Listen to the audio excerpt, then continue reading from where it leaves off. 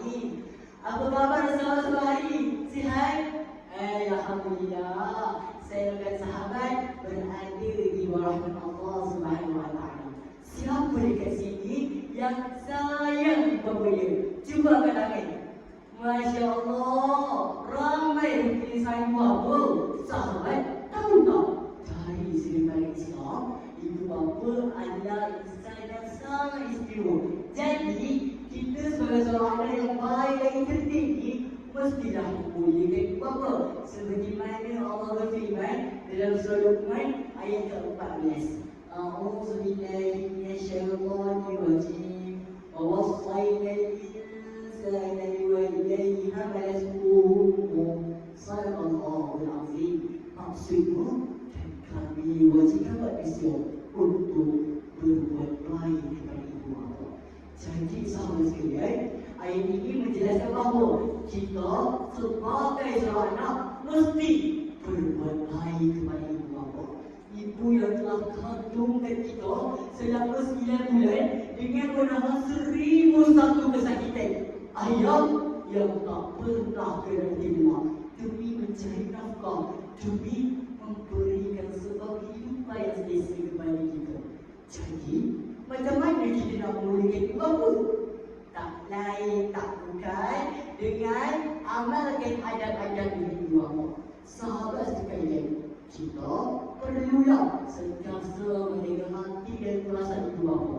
Jangan sekali kita sakitkan hati mereka.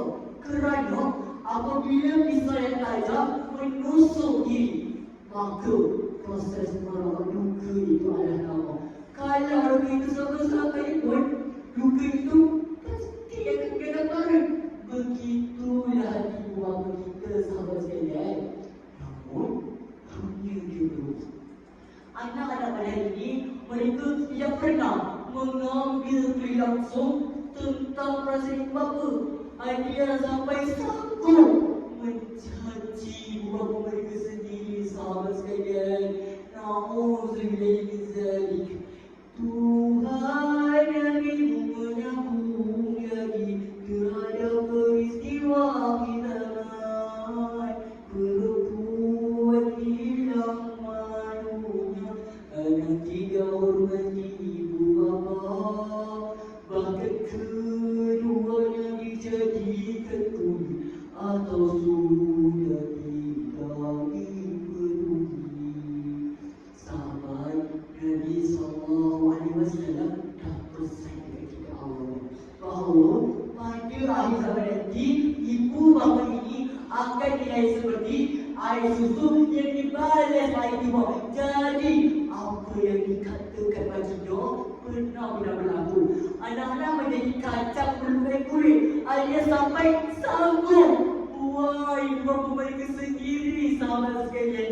Perkara ini dibuktikan melalui kadar statistik yang dimulai Jabatan Kebajikan Masyarakat 2024 bahawa terdapat 425% negara emas yang berdaftar dalam salah pencatatan. Jumlah pembuangan warga emas paling ramai dibuang sebanyak 1,880 orang, sahabat sekalian. Astagfirullah. Banyak mungkin itu rezeki anak-anak hari. Betapa jahilnya mereka kepada orang yang sentiasa berbakti kepada mereka. Cuba kita lihat Uwais Al-Qarni, seorang anak yang sentiasa berbakti kepada ibu yang sakit, sehingga Uwais sanggup mendidik ibunya di belakangnya demi menjaga hasrat ibunya menunaikan haji. Masya Allah, mulia bukan lagi Uwais? Sahabat semua nak jadi macam Uwais tak? Kalau nak jadi anak yang soleh seperti Uwais, sahabat kenalah amalkan adab dengan ibu bapa. Kerana mengamalkan nilai adab ini dapat membentuk diri kita menjadi generasi badan. Selaras sabda Rasulullah SAW, bila Rabbah diri tawalidi wa sahatul Rabbah diri sahati walidi. Hadis dari Muslim. Maksudnya, bila Allah terletak pada rida ibu bapa, kemuliaan Allah terletak pada kemuliaan ibu bapa. Jadi, ibu dan bapa ini memang masih biasa. Tetapi kudrat yang diberikan kepada mereka sangat luar biasa, sehingga mereka mampu membesarkan 10 orang saja pakai binatang dengan penuh. Tetapi belum tentu 10 orang binatang ini pasti akan menjadi berkah. Akhir kata dari saya, ada ibu bapa menjadi kunci keajaiban dalam kehidupan, kerana dalam hormatnya adanya berkat, dalam kasihnya adanya syurga. Siapa yang menjaganya, insya-Allah Allah pasti mengangkat darjatnya di dunia dan akhirat. Sekian dari saya Izmi, jangan kufur, jangan ingkari, tingkatkan iman, cari Allah ilahi.